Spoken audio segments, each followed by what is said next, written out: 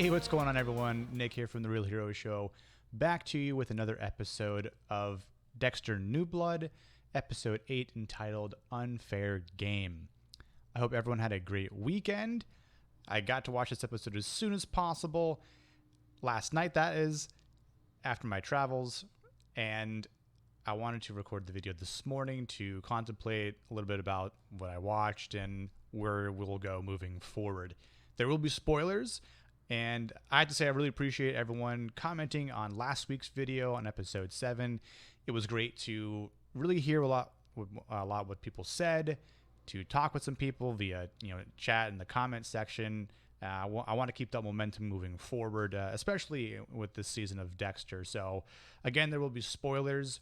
The way I want to divvy up this video is by the different plot points and character arcs. So we'll go by Angela, we'll cover Kurt and Harrison, and then Dexter. So, and the reason why I want to start with Angela first is because there's a part of her little arc here in this episode that bothered me, and it was probably I really enjoyed this episode for starters. I really did, but it's the one part in her little arc that bothered me the most, and it's as she's finding out, through Officer Logan about the incident with Miles and Jasper while she's with Molly in New York. And it's not necessarily another secret per se about what's going on with Dexter, but it is because his whole life being Dexter was a secret to Angela until, just recently. She's trying to put the pieces together, and she's doing a damn good job. Now, I don't know if that's just for the sake of the hurry part of the season, or because we're getting 10 episodes instead of 12, or if they're just creating her to be this very smart, intuitive, and clever officer, which is to an extent believable. But it's the thing that she discovers that throws me off. She goes to the bar where Miles is, same spot that Dexter found him at.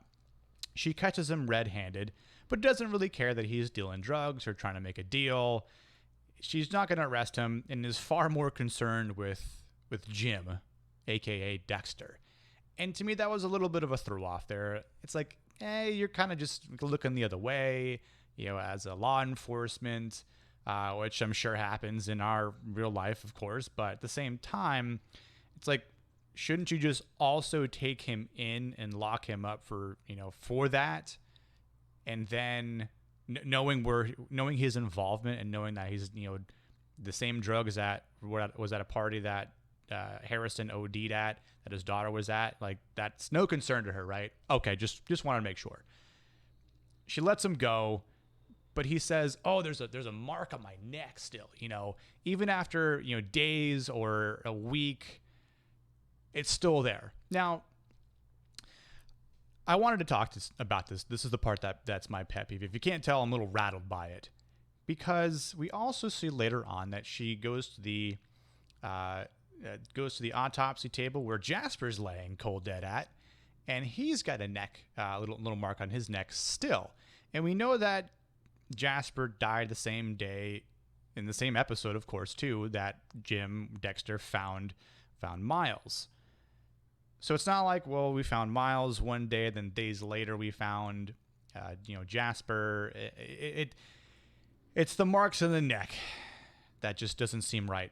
And the two differences between these two people here, Jasper and Miles, is that Dexter didn't extract, nor did he inject, more so inject, because we know that Dexter always injects ketamine into people, into his victims, into his prey.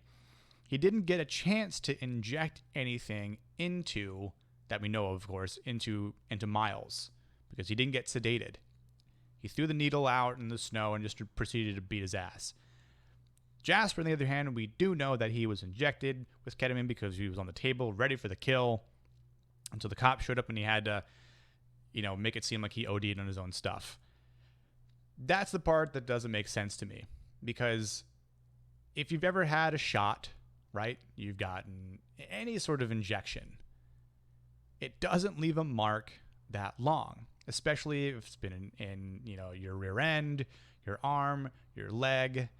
Now, personally, I've never had anything injected into my neck, especially anything illegal or severe as ketamine. So I can't really speak to that degree, but I think it's just we're sort of a plot convenience thing. And that's the part that really kind of throws me off, because it's like they're trying to advance the story, advance Angela catching on to Dexter. And, especially at the end of the episode when she's just kind of sitting there looking at the photos and everything. And then she just, happens to Google ketamine, Miami Metro or Bay Harbor Butcher. And it's like, it's just the plot convenience thing that throws me off. Like, I feel like they could have had a different approach here with this, especially for Angela, to kind of come to the same conclusion that we know she'll probably get to in the finale of finding out, or maybe assuming that she, again, when she confronts Dexter, maybe if Harrison's there as well, that he's the Bay Harbor Butcher. And we'll talk about that later. So let's talk about Harrison and Kurt, because this is by far one of the most interesting parts of the episode, right? It's the involvement between Harrison and Kurt, spending the day together, right? We know that Harrison is hurting because of how everything went down in the wrestling match, because Audrey doesn't want to talk to him. She wants to talk to the other guy, and Harrison has missed out on a lot in his life. He's missed out on a father figure. He's missed out on things that I would say most boys would experience growing up. And it's also made him very vulnerable, because he's sort of falling prey to, and again, he's being attracted to Kurt in this process. And one of the interesting parts about this moment when Kurt takes him to, they break into the school, and he goes, "It's okay to feel bad, do bad things once in a while, right?" Dexter has this lucid dream in the very beginning where Harrison is taking a bat to two of the high school kids from the rival school, and that he almost knifed, and he's just beating their brains in with the bat.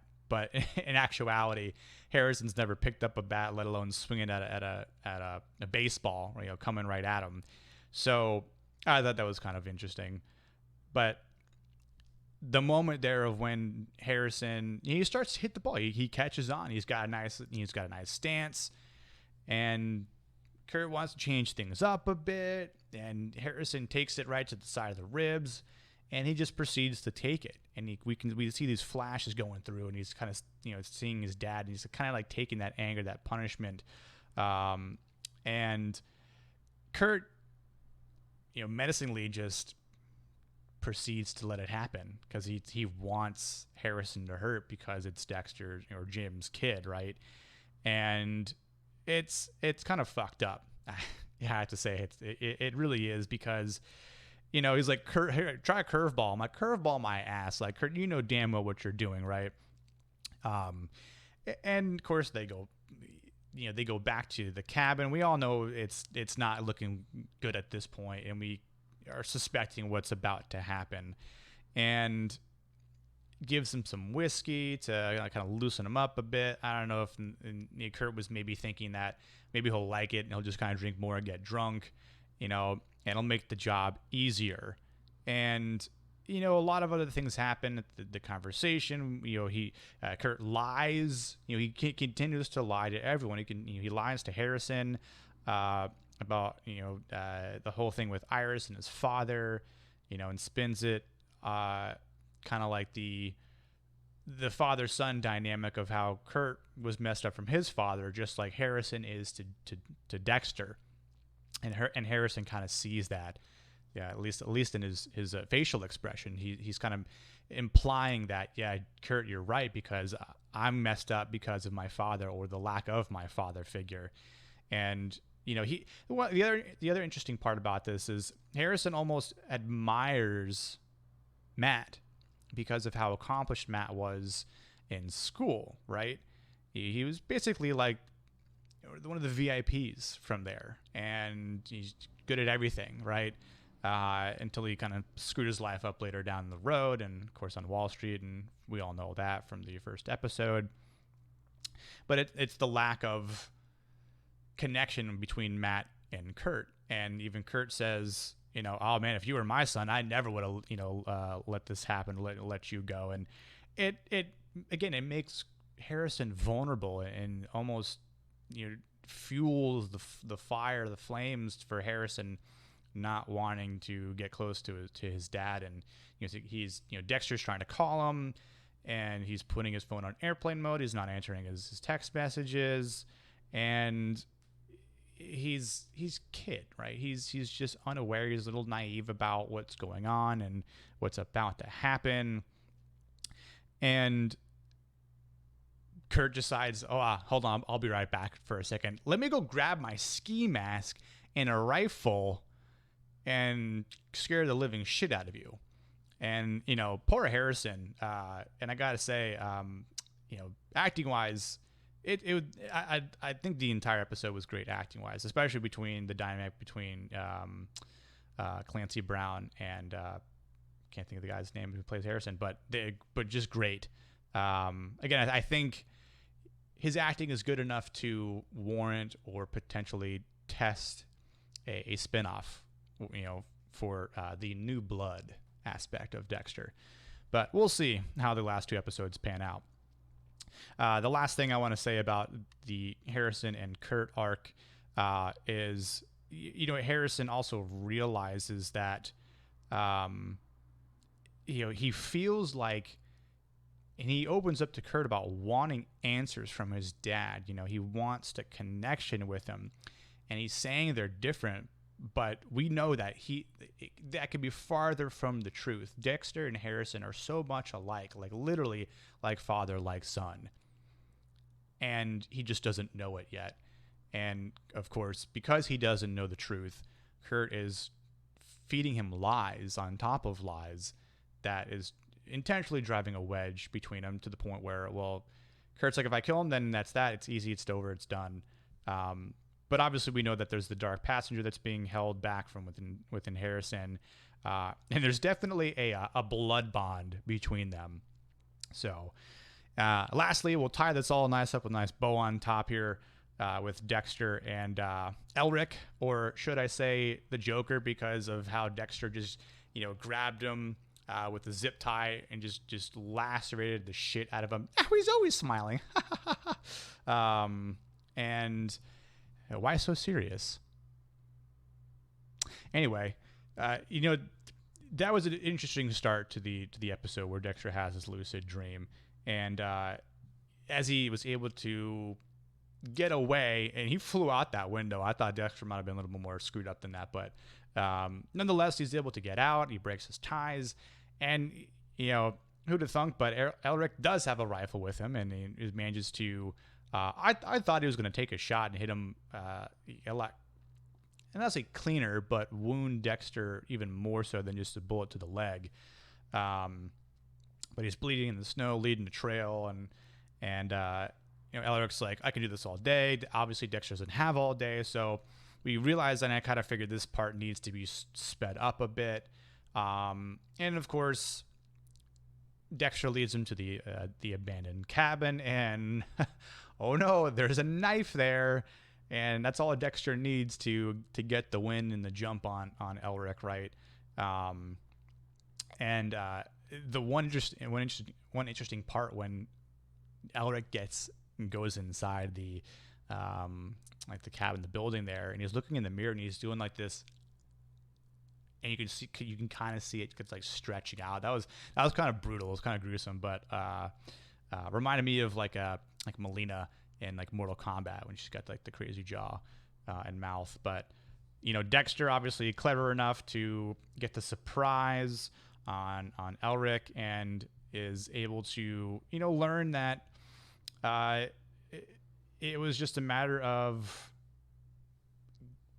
doing the job for Kurt. I'm just doing my job. And, he paid his life for it. And the interesting line from Elric was, who brings a knife to a gunfight? Well, you don't know Dexter Morgan too well. And, he's probably the one guy, if you do bring a knife to a gunfight, he's probably going to win. And he did. Do you think Angela or anyone will find Elric's body in that cabin? That was my thought, because who knows if Dexter's going to go back and clean it up. Maybe he will, because obviously that would mean he's even being more sloppy. But maybe that's something. Maybe it'll be a father-son bonding moment. Hey, son. When I was trying to find out where you were, Elric, the guy that you met at the truck stop, was hired by Kurt. Was hired to kill me, and I killed him instead. So we're gonna do what I do best. We're gonna chop his body up in little pieces, and we're gonna hide it. Cool. Father-son bonding moment. You heard it here first. But again, Dexter is basically on his way, trying to warn his son, and it's to the rescue, right?